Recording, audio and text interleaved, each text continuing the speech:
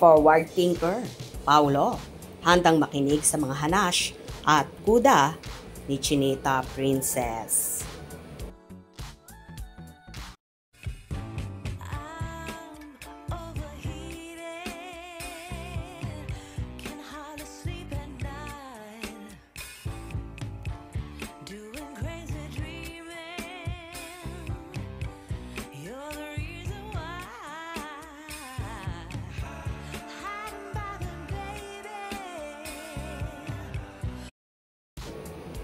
Hindi nga material at mamahaling bagay ang best gifts ni Paulo Avellino sa ka-love team niyang si Kim Chiu. Mahilig makinig ang aktor sa mga kwento ng kanyang kapareha. The best gift ko kay Kimi ay ang pakikinig ko sa mga kwento niya, say ni Paulo, sa panayam sa kanya ng entertainment media. More than any material thing, yun talaga ang daming nangyayari. Nakikinig talaga siya sa akin. Pagsang-ayon ni Kim. Siyempre masaya si Kim sa walang sawang pakikinig sa kanya ni Paulo. Hindi ko lang masyado iniisip with everything that's happening. Pero more than anything, I am grateful ang dami naming work. And andyan siya nakikinig. Very happy ako. Nagbibigay siya ng advice, say ni Kim. Biro pa niya, advance mag-isip ang binata.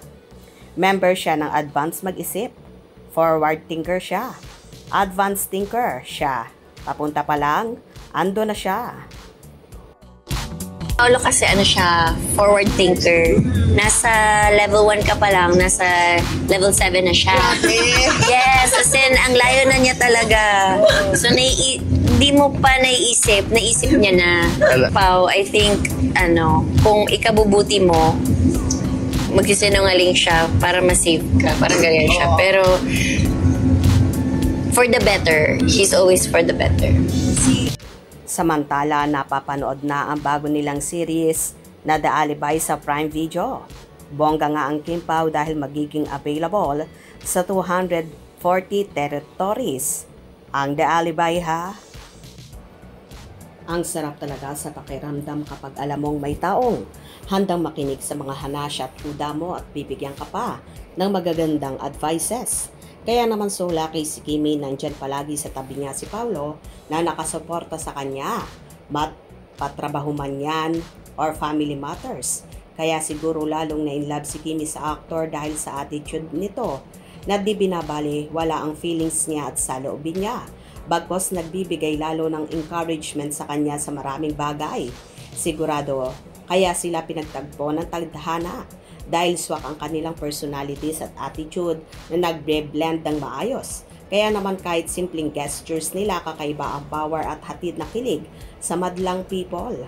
Anyway, trending na naman ang kanilang The Alibi series na nagsimula na ngang umere kahapon, November 7, kung saan meron itong 2 episode. Kaya naman palaging tumutok at wag na wag pahuhuli sa mga maiinit pangganap ng Kim Pao. Hope you enjoyed. Please subscribe for more info.